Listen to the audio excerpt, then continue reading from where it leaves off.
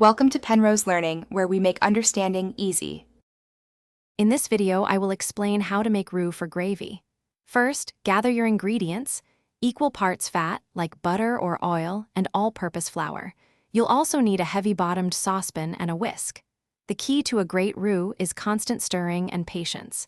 This simple base is essential for achieving a smooth, flavorful gravy every time. Let's get cooking. Once your fat is melted in the saucepan over medium heat, it's time to add the flour. Whisk it in gradually until you have a smooth paste. This initial cooking phase helps to eliminate the raw flour taste.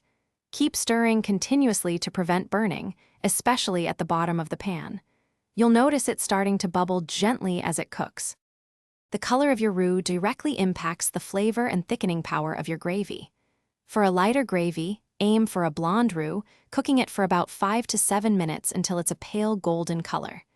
If you desire a richer, nuttier flavor, continue cooking for 10 to 15 minutes to achieve a darker, brown roux. Remember, the darker the roux, the less thickening power it has. To finish your gravy, slowly whisk in cold broth or milk into your hot roux. This temperature difference helps prevent lumps, ensuring a silky smooth texture. Continue whisking until the gravy reaches your desired consistency, then simmer for 5 to 10 minutes to allow the flavors to meld. Season with salt and pepper to taste.